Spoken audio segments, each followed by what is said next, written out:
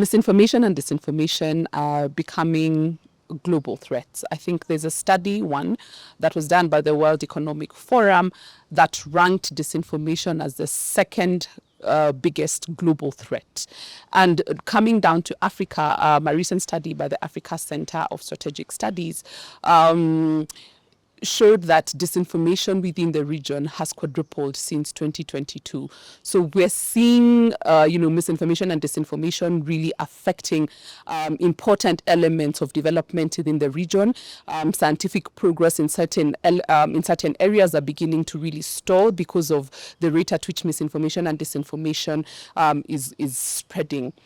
So when we bring it down to biotechnology and nutrition, I think we've also seen some parallels in terms of how misinformation and disinformation is being used. Unfortunately for the nutrition profession, there's a lot of misinformation because there are a lot of people who claim to be experts who spread a lot of misinformation on nutrition. It varies across all, I would say all aspects, targeting all sorts of people. But the most common one is usually on weight loss, where you find people coming in and giving you all these diets that you're supposed to eat and all these things that you're supposed to do. But in the result, they end up doing more harm than the intended good that you wanted it to do. There's a lot of misinformation.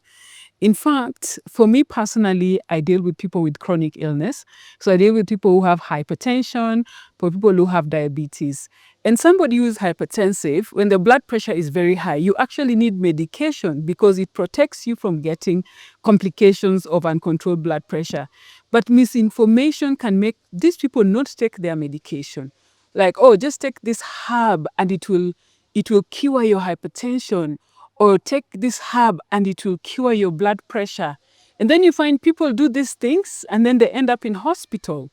So misinformation is really dangerous. And people who are out there just talking without facts, they should really stop. We have seen in biotechnology, non-experts being the ones that are seeming to be the leading voice on technical issues that they don't really have an understanding on. And this has been really used to scare the public and create inaction.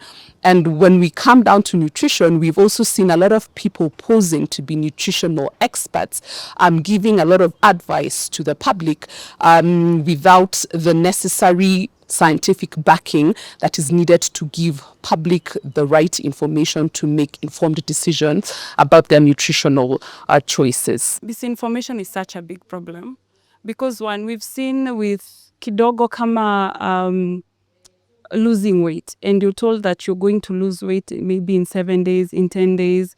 Professionally, that is actually very wrong because one, we can put our bodies or our organs to a state of shock. And we have so many people in the hospitals because of that. And so yeah, I feel like we need to look for professional inquiries, professional knows, because as ourselves, we really don't know everything. You can't go to a kokwashamba, a farmer, and you expect them to tell you about nutrition. The relationship between nutrition and biotech food are several, but I can mention one or two. One is that biotechnology can improve the nutrients of a particular food, let's say potatoes and rice, for example. But also biotechnology can improve maximum production of a particular food. For example, the food is prone to pests. It's attacked by pests. Biotechnology can improve it so that it is not attacked by pests, and that increases maximum production of this particular food. There's a famous quote that says, "A lie will travel half across the globe when the truth is still wearing its boots." And I think if you look at how misinformation and disinformation spreads, it's because it has this shareability factor and its virality factor. And this is happening through gadgets that we are using on a daily basis.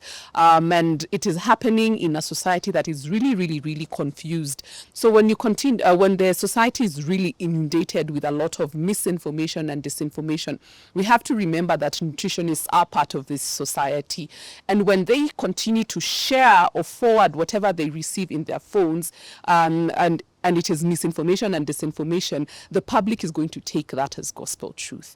And so because of the unique positioning that this important stakeholders have within society, it's important that we empower them with the skill set to be able to discern misinformation before they share it further within this really intoxicated space. Most of the misinformation I have encountered about GM foods is it has been injected with some sort of foreign material, and the effect this foreign material has on the body would be to bring about diseases like cancer.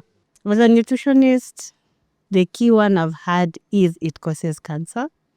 Mostly about hormonal imbalance, because people think some things are injected into the GMO foods that makes, especially for women on childbearing age, to have a lot of hormone imbalances. So those are common myths and misconceptions I've heard about GM. It is sad because this information we're not getting from our very able expertise. So I feel like after going through the classes and all that, I've seen that it has undergone over 20, over 30 even years of research where they've not connected cancer to specifically GMO. Cancer can be caused by so many other things except GMO. How are we able to train the participants and build the critical skills that they need to be able to discern whether they're being misinformed or not? So our trainings are structured in a very interactive manner. They're very hands-on. We don't tell them that they're being misinformed or disinformed. Rather, we work together with them and help them realize that they're being misinformed and disinformed. And so important to this is helping build the media literacy skills. If you understand how the media operates, if you understand how the digital platform operates and the way that misinformation and disinformation has become monetized, then there are chances that you begin to raise a certain level of consciousness as a person when you receive information on your phone, and you begin to think and reflect before you share that information. So instead of telling them, we let them see and learn to discern misinformation and disinformation by themselves. The sessions I found most interesting were two, and that would be the one by Dr. Martin, where he basically just described what happens or the exact processes of making the GMOs, and the one also by Dr. Alan, where he talked about the rigorous checks and balances that are done to make sure that these foods are safe for human consumption. The first thing is the wheel of emotions. I've actually never heard of that, so that was something new.